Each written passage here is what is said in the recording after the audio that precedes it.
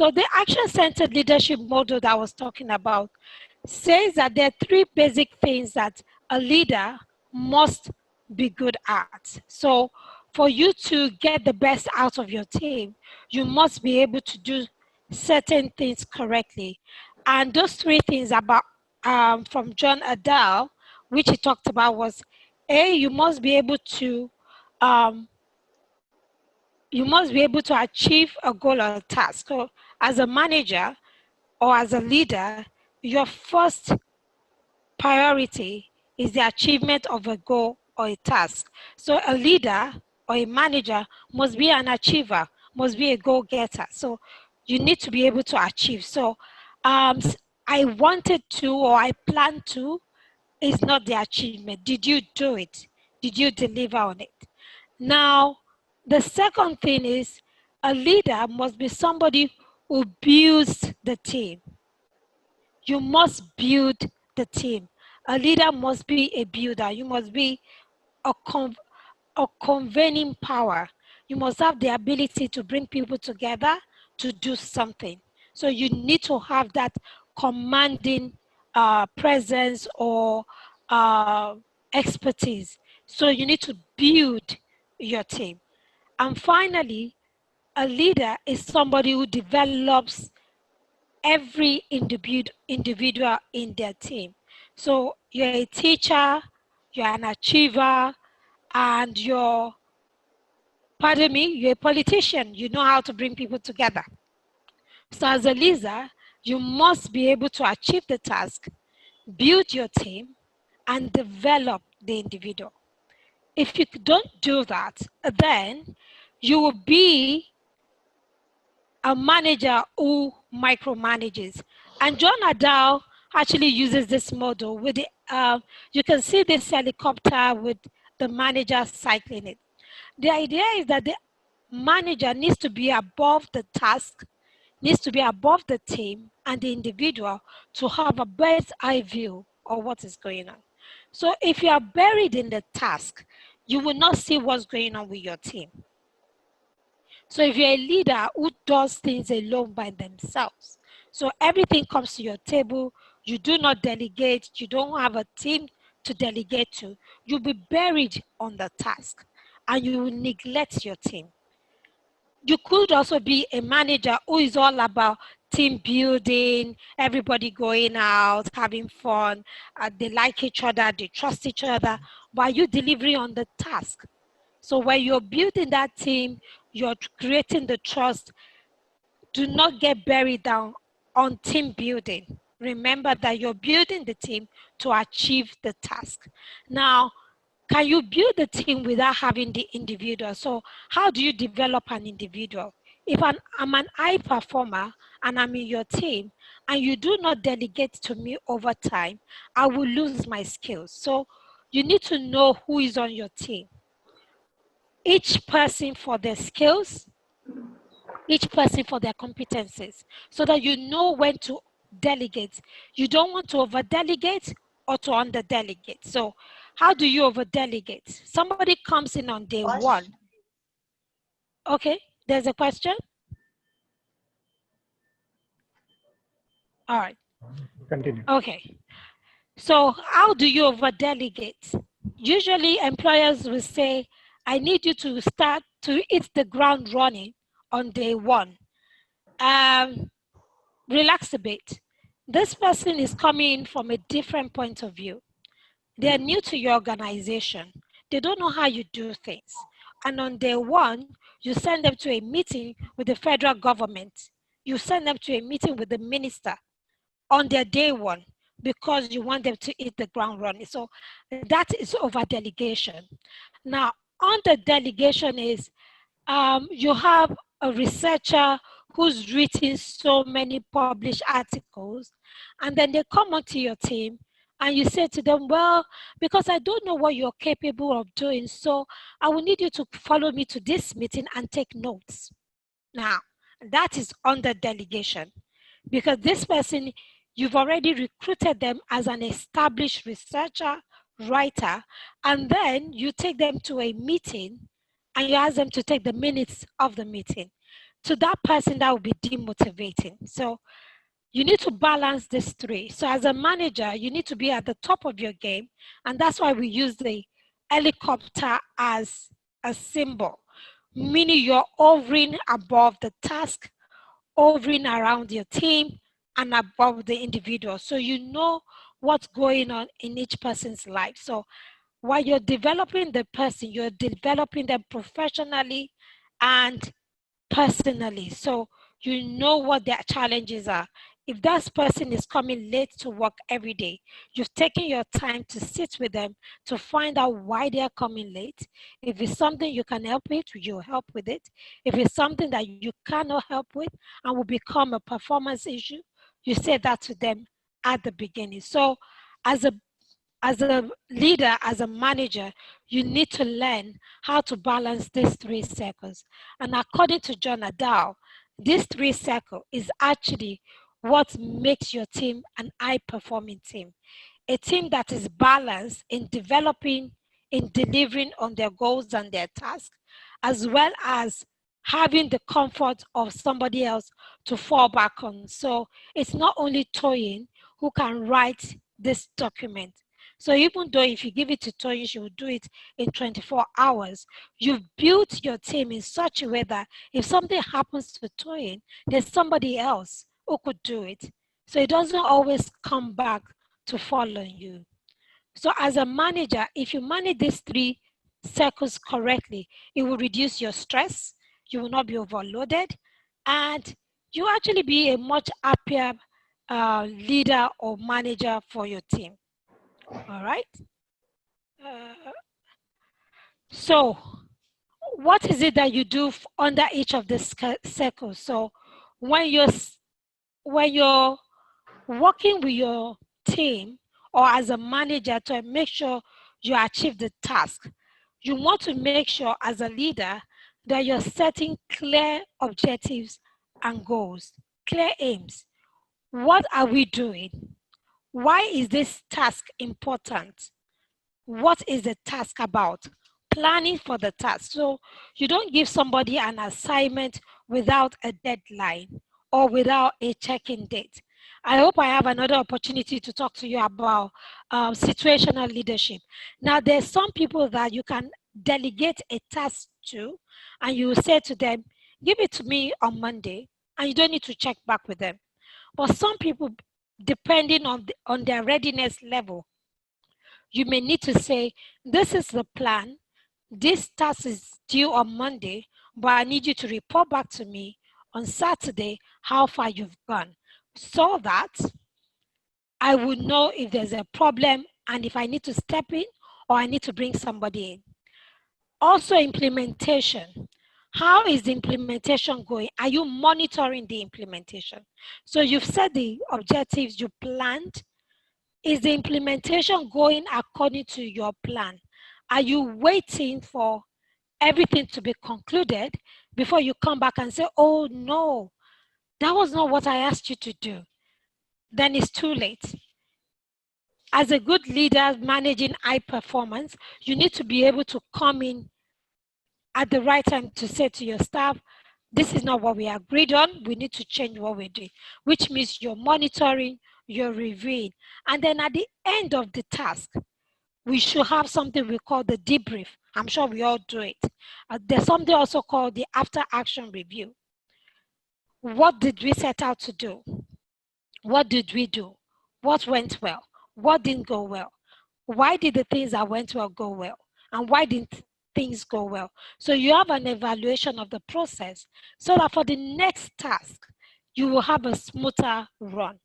Now for building your team, again for the team, you need to set goals, set team goals. What is this team tasked with in this organization? What is my expectation as the manager of this team? And you cascade that down. Then you secure the commitment of your team. Now, securing the commitment of your team actually goes as a testimony to the trust that your team members have in you. So in building or securing their commitment, it means that you've actually go to the third circle, you work with them individually, that they're willing to make you succeed. There's a saying that high performers don't leave organizations, they leave managers. So when people resign, most of the time they're not resigning because they don't like the organization. 90% of the time they're resigning because they do not think they can work with the manager, or they are not comfortable with the manager, or they are not confident that the manager can't represent them. So it's important that your team trusts you. You set targets and standards for your team. You define roles so everybody knows what they're contributing to the team. They're not second guessing themselves. They know that they're valued, they're needed. And these are not just emotional things. You set targets on paper, key performance indicators. You tell them, Tony, you're responsible for ensuring that this newsletter goes out every week. I know you can do it, you've done it before, but I need you to make sure every Monday this newsletter goes out. And when it goes out, I expect it to be free of grammatical errors. So you set clear targets and standards, and coordination. You have team meetings. So you just don't leave your teams to fly around. So especially with the current pandemic situation, it is easy to forget some people in your team. But if you have a good coordination system in place and communications, you could have a check-in strategy with them. In the morning, send an email to say, good morning, I'm checking in for work. As they're checking out in the evening, they send an email to say, checking out, just for you to know that your team is together. It also gives you a pulse on the temperature of their homes. If something is not right, and Tony normally checks in at 8 o'clock, and at 10 a.m., I have still not checked in, a good leader, a good manager will send me a text message and say, Tony, are you having problems? I hope all is well. So I'm not assuming that you're just late to work today. I'm checking that everything is fine. Also, a decision making, you include the team so that you take the pressure off you.